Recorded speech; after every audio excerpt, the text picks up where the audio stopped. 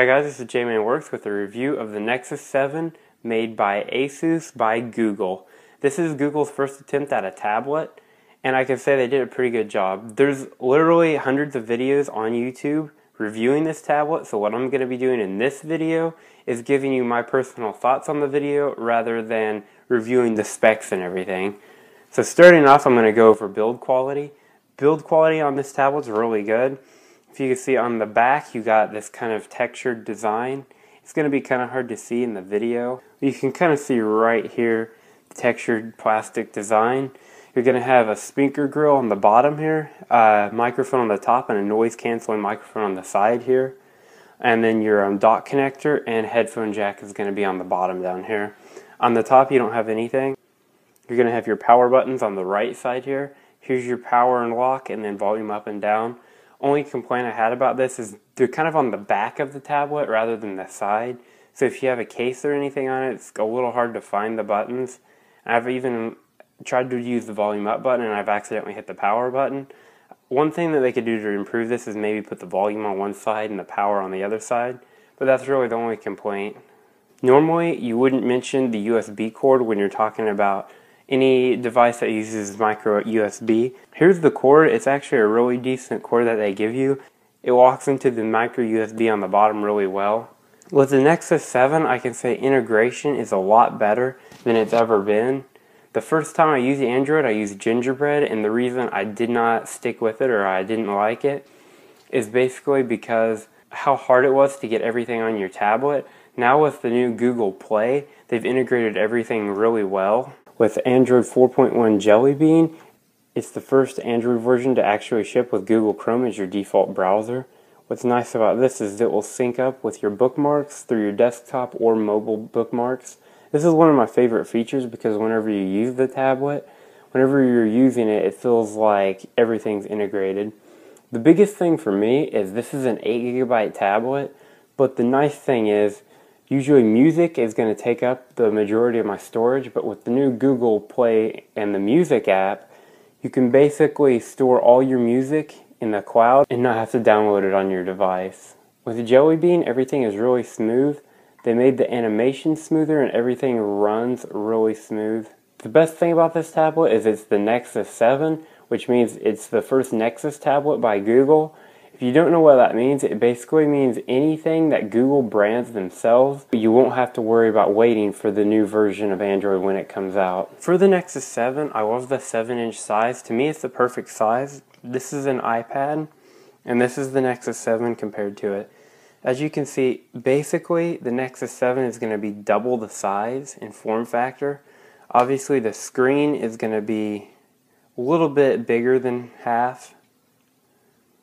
But to me, it's the perfect size. The best part about buying this tablet is it's only $199 for the 8GB and $249 for the 16GB. In addition to this, you get $25 to spend on the Google Play Store, and you get a free copy of Transformers Dark of the Moon preloaded on your device. The reason I haven't gone through all the specs is because there's literally hundreds of videos that are already going to go over that. However, I do want to mention it does have a quad-core Tegra 3 processor, so you're going to be able to run games and everything's going to be really smooth. In addition to that, you can also go to TegraZone, which is an app store from NVIDIA, and you can get games that are actually optimized for the quad core, and those are going to be some of the best games you can get right now for this tablet. Okay, if you want to talk about negatives of this tablet, you could say that it doesn't have a back camera. But if you're going to use a tablet for recording, you probably shouldn't be buying this tablet in the first place. Also, the lack of a cellular radio can be one negative. Obviously, it's only $200, so you wouldn't expect to get that out of this. But it is kind of a negative if you're in a place where you don't have Wi-Fi. If you already have a phone, you might also think about Wi-Fi tethering as an option that you could use for it. Okay, my personal opinions on this tablet. I have an iPhone, and so I've always used iOS, and I haven't even thought about switching to Android. With the Android 4.1 update, I would actually give up my iPhone to switch to Android, mainly because of the integration. With Google Play, all of your apps are synced, obviously. You have the new Google Music, which basically you can stream music from the cloud. If you need to, you can download it to your device so you can listen to it offline. which is a good feature for the Nexus 7 since it doesn't have a cellular radio. One of my favorite features is the default browser being Google Chrome. All your bookmarks are synced with your computer and your other mobile devices. And one thing I haven't mentioned is actually the Google Now feature they built in. With this microphone, you can tap it at the top. How's the weather?